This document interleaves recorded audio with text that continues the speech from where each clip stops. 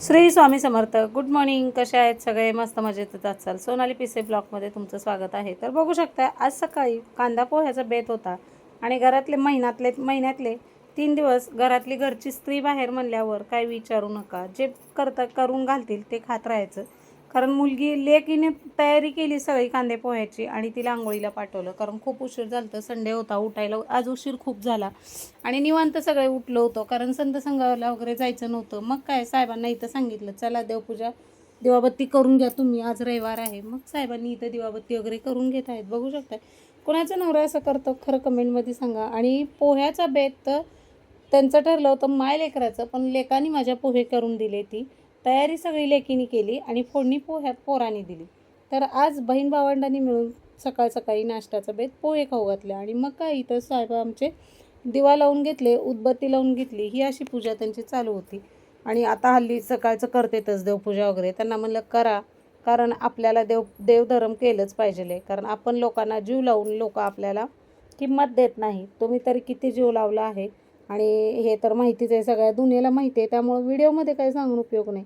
मग चला म्हणलं देवाधर्मात बिझी व्हायचं. आता कुणाला जवळ करायचं नाही. कोण मेवणी कोण ठेवणी काही करत नाही. तर चला मग इथं देवपूजा वगैरे करून घेतले आणि आपलं घर भलं आपले लेकरं बायको बरे हेच आता ठरवलेलं आहे. तरी पण एक कुटाणा नशिबात आला आज की 10 दिवस झाले दीर मिसिंग असलेलं कळलं. म्हणलं आता काय करायचं, तर बघू आता पुढं काय होतं आहे. तर एवढंच माहीत झालं ते काय नशेच्या नादात जाते त्याच. आणि मग काय इथं लेखानी बघा तुम्ही इतके सुंदर पोहे केलेत, कमी कांदा आणि कमी मीठ, खूप छान केले. आणि मग त्यांनी पोहे हलवत आहे. मग माझं काय हे त्यांनी सांडलेलं सगळं घाण काढत बसायचं काम चालू होतं.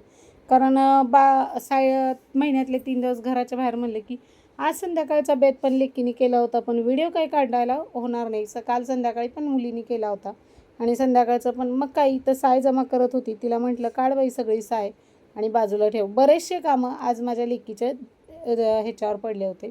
आणि ही भावकी आमची बघा तुम्ही, हे देणेकरी आमचे हे सकाळ सकाळी येऊन बसलेले आहेत. आता हे देणेकरी आहेत हे स्पष्ट मला व्हिडिओमध्ये दाखवायची गरज होती, कारण ही भावकी पण आहे आणि देणेकरी पण आहे. काही लोकांना मी देणेकरी म्हणले की खूप झोंबतं आणि खूप राग येतं. तर खरी देणेकरी हे बघा हित आहेत म्हणून दाखवत होते. आणि मग हे आमचे साहेब म्हणत होते जा तू कशाला आलायस, असं त्यांचं म्हणणं होतं. ही देणेकरी सकाळ सकाळी येऊन बसली होती. हे देणेकरी आहेत आमचे. आजपर्यंत मी कुणालाही म्हणले नाही, कारण ह्याला म्हणते कारण ही भावकी आहे. शेवटी भावकी ही हेच असते आपली, काय म्हणते, तमाशा बघायलाच असते.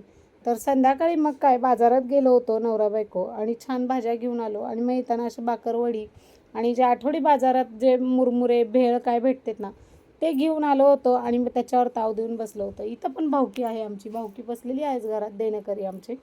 तर हे खरे देणेकरी आहेत, कारण हे देणेकरी दाखवणं गरजेचं होतं म्हणून दाखवलेलं आहे व्हिडिओमध्ये. कारण काही लोकांना खूप मिरच्या लागलेल्या आहेत. आमचे देणेकरी गोड बोलून पैसे घेता, ही देणेकरी ते देणेकरी म्हणता. हो मी गोड बोलून पैसे घेते हो, पण तुम्ही गोड बोलून तुमचे दिवस साधून घेता, तुमचे उतारे काढून घेता इथनं तिथनं टाकलेले. तुम्हाला कुठले कुठले भूतं लागलेले काय सांगायचं आता.